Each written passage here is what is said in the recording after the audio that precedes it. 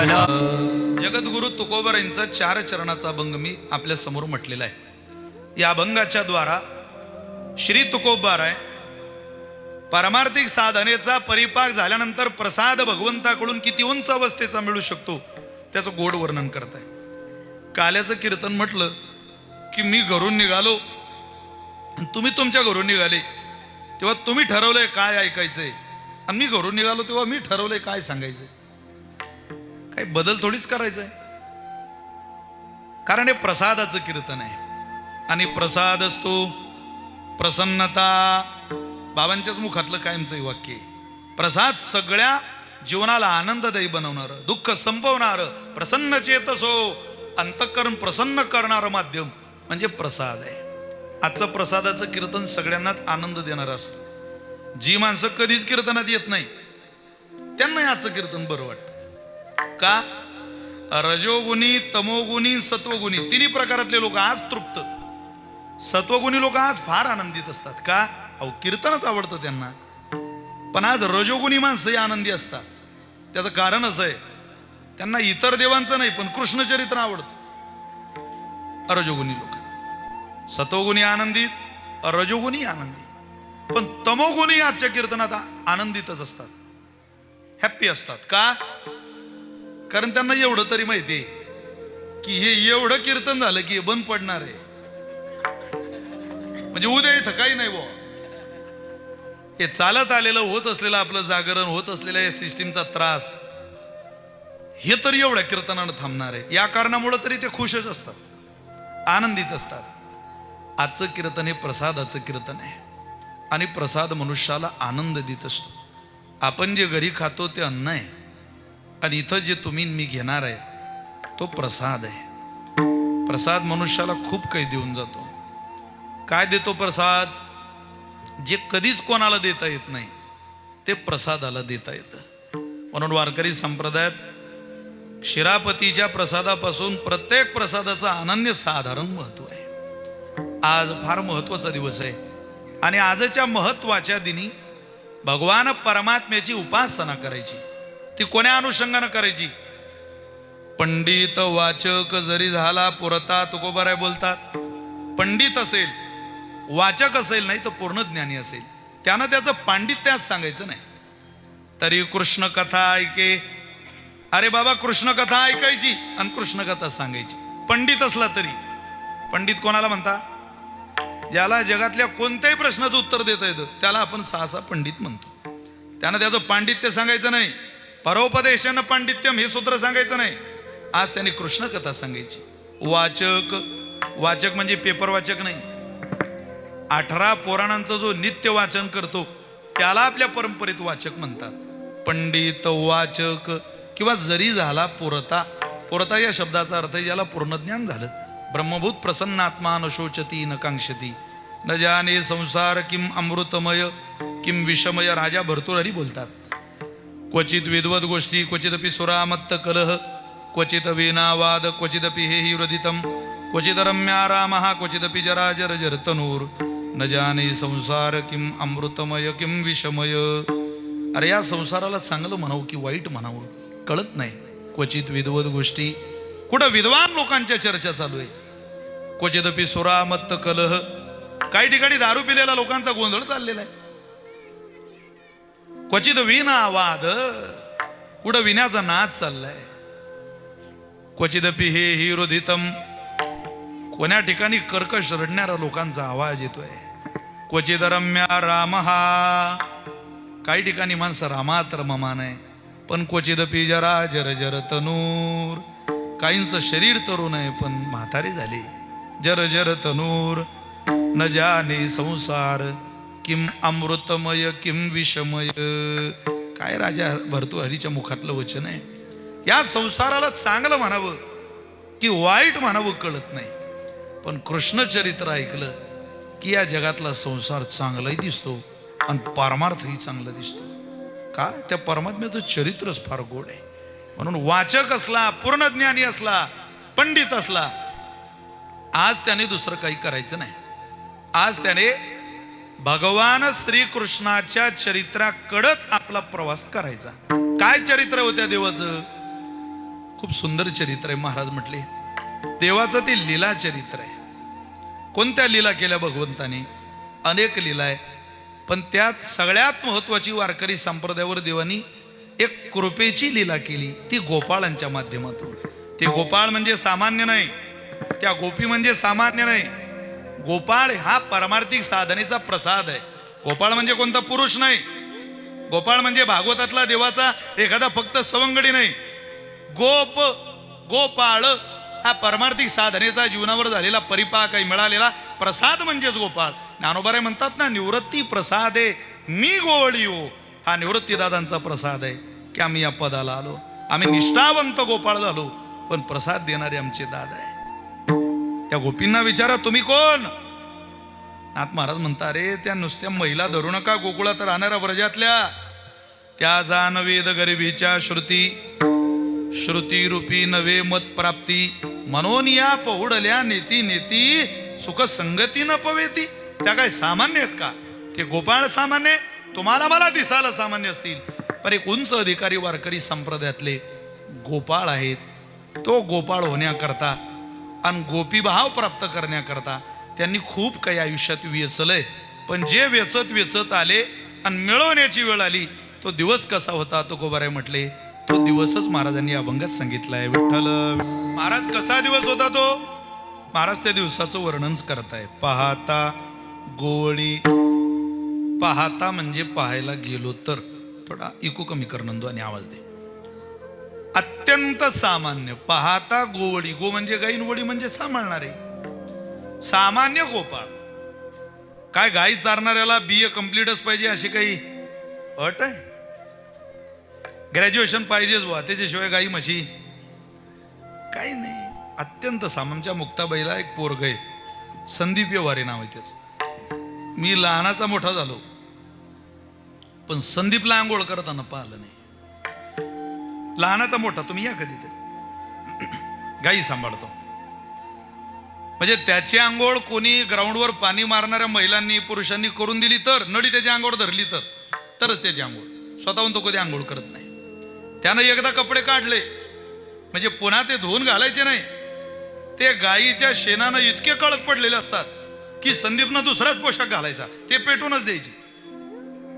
स्वतः आंघोळ करत नाही, पण 2-4-8 दिवसाला गायी धुतल्याशिवाय मात्र राहत नाही. संदीप अस्ताव्यस्त व्यवस्था, बटन नीट लावलेले नाही शर्टचे, पॅन्टला क्लिप नाही, बक्कल नाही, त्या पॅन्टवर करदोळा चढवलेला, त्या करदोळ्यावर एक उभी काडी. जेवण झालं की आटे उतरायचे आणि सकाळ झालं की आटे चढवायचे. संदीप कडून शिकायला भेटलं. एखाद्या इंजिनियरला जमणार नाही अशी कोलपेटी. हे प्रमाण वाचलं त्यावेळेला संदीपकडे पाहिलं, लक्षात आलं यालाच तर गोपाळ म्हणतात. पाहता गोवळी, अत्यंत सामान्य पण पराकोटीची निष्ठा गोमातेवर. महाराज म्हटले फार सामान्य. एक मधुमंगल नावाचा गोपाळ आहे, ज्याची आई शेजारून ताक आणते. ग्रामीण भागात ताक विकायची आजही पद्धत नाही. रवी लावल्यावर ताक घेऊन जा बाबा. त्या मधुमंगलाच्या आईनं ताक आणलं आणि घरी ताक आणून सगळ्यात आवडीचा बनवला जाणारा पेय पदार्थ आहे कोणता? कढी. कढी म्हटलं की माणसाला असं वाटतं गरम पाहिजे फक्त थोडी. फार आवडतं. पेय पदार्थ आहे. आपल्या सनातन वैदिक हिंदू परंपरेत सगळेच पदार्थ ताटात आहे. चोष आहे, लेई आहे, पेय आहे, आंबट, खारट, तुरट, तिखट, सगळे पदार्थ. असं नाही ते चलो आओ गरीबों में खाना बटने वाला आहे, तसं नाही. स्वच्छ ताट, सगळे सुटसुटीत पदार्थ, सगळ्यात चवी ताटात असले पाहिजे. हो सगळ्या. अवे कशा करता दिलं सगळं? 2 भाज्या एकत्रित असल्या तरी आपण दोन्ही भाज्या एकत्रित करून खात नाही. ताटात असल्या तरी वेगळी वेगळी चव घेतो ना. त्यात चोष्य दिलंय पदार्थ, लोणचं, आचार दिलेला राहतो त्याच्यात. का दिलेलं राहत? तुमचं नाव काय? तुम्ही तुमच्या मागचे हा अशोक. तुमचं लग्न झालंय ना? कोणती भाजी आवडते तुम्हाला?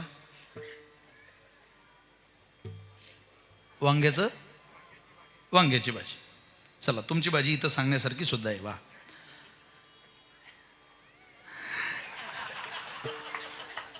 मी एकाला विचारलं तुम्हाला कोणती भाजी आवडते, तो म्हणे ती इथं सांगण्यासारखी नाही. हो म्हटलं बाबा सांगू नको म्हटलं बाबा. अशोक भाऊ तुम्हाला वांग्याची भाजी आवडते आणि समजा मला शेवग्याची शेंग आवडते, 2 भाज्या बनवलेल्या आहे. वांग्याच्या भाजीचा घास घेतला की लगेच शेवगा खाता येत नाही. त्याच्याकरता मध्ये एक चोष्य प्रकार आहे. ते आचार घ्यायचं, जिभेला लावायची ती लोणच्याची फोड, आपली जीभ फ्रेश होते, वांग वजा करते. वांग्याची चव त्या आचारानं लोणच्यानं वजा केली की मग आपली जीभ म्हणते आता मोर्चा शेवग्याच्या शेंगीकडे घेऊन जा. तसं एक पदार्थ खाल्ल्यावर दुसरा पदार्थ खायच्या आधी खाल्ल्या जाणारा किंवा पिल्या जाणारा पदार्थ, पेय पदार्थ कढी आहे. कढी बनवली मधुमंगलाच्या आईनं. सगळ्या पोरांना बोलावलं.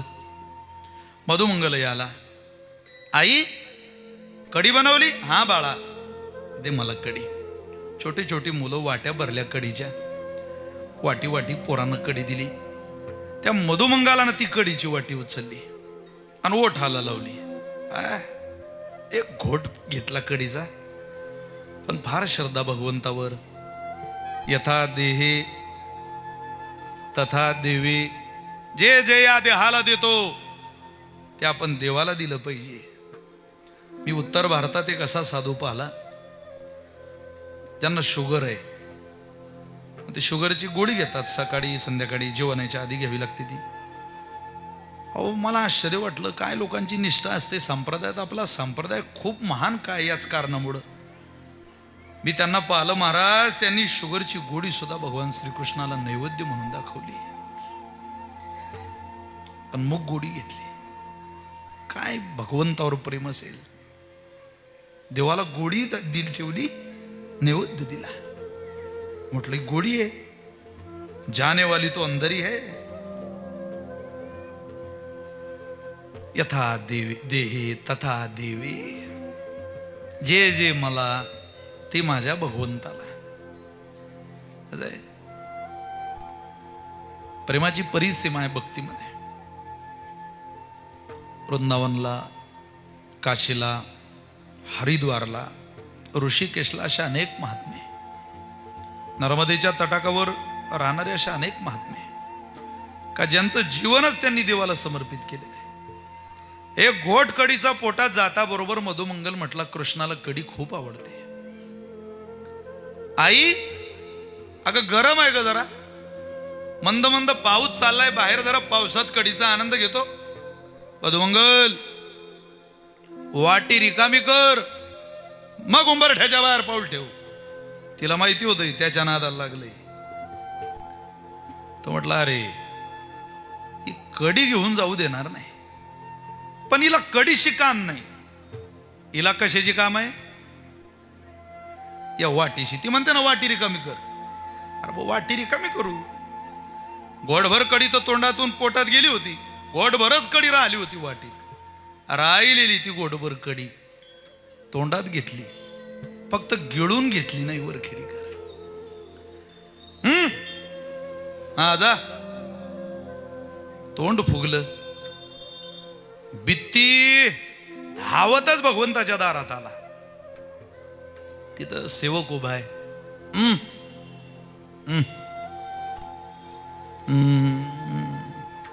मुका आहे का रे? तो म्हणे मुकाच आहे. मुका झालो वाचा गेली, मुका झालो वाचा गेली. अरे विद्वत्तेचा पसारा मांडून देव दुरावल्यापेक्षा मुक झालेलं बरं आहे प्रेमात, भक्तीत. काय करतं ते पांडित्य जगाला दाखव. फार फार तर प्रसिद्धी होईल, पण शांत राहिल्यानं, प्रेम केल्यानं त्याची कृपा तो आमच्या अंतःकरणात येईल ना बापा. परत कोणाला काही सांगायचं, परत कोणाशी काही बोलायचं कामच पडणार नाही आम्हाला. त्याला पाठवा. कटीसी लटी लटीसी बिखरी, कोळा कोळा चेहरा, गौरवर्ण, कुरळे केस, सरळ नासिका, पाणीदार डोळे,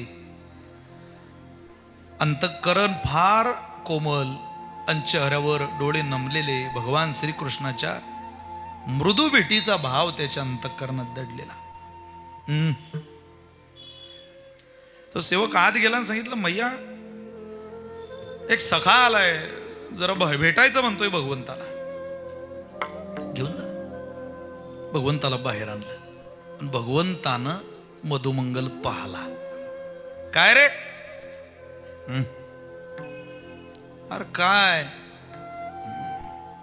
जवळ बोलावलं त्याला. आता तोंडातच कडी बोलल काय?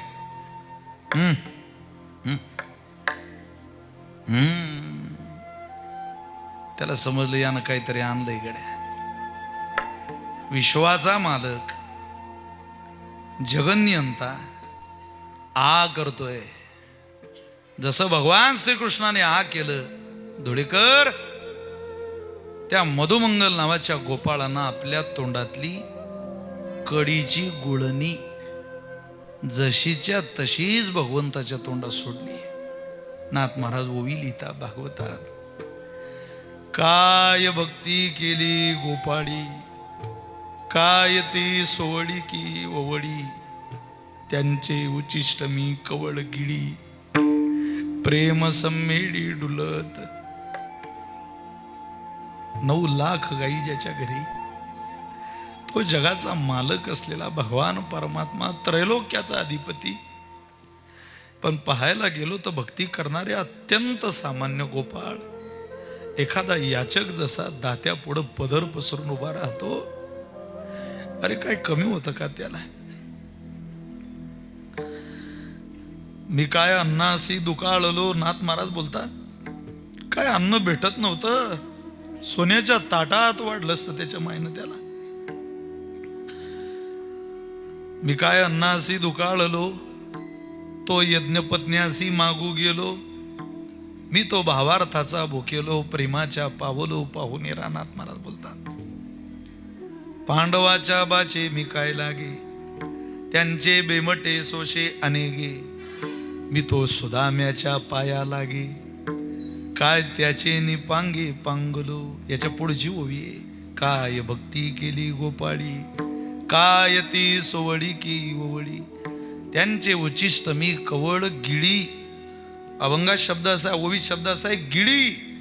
खाल्लं नाही, अरे यानं जसं तोंडात सोडलं तसं गिळूनच घेतलं. आणि गिळून घेतल्यावरही प्रेम सम्मेळी डुलत नाचायला लागला, प्रेम व्यक्त करायला लागला. तुकोबारे म्हटले, आम्ही पाहलो हो, हे आमच्या डोळ्यानं पाहतो.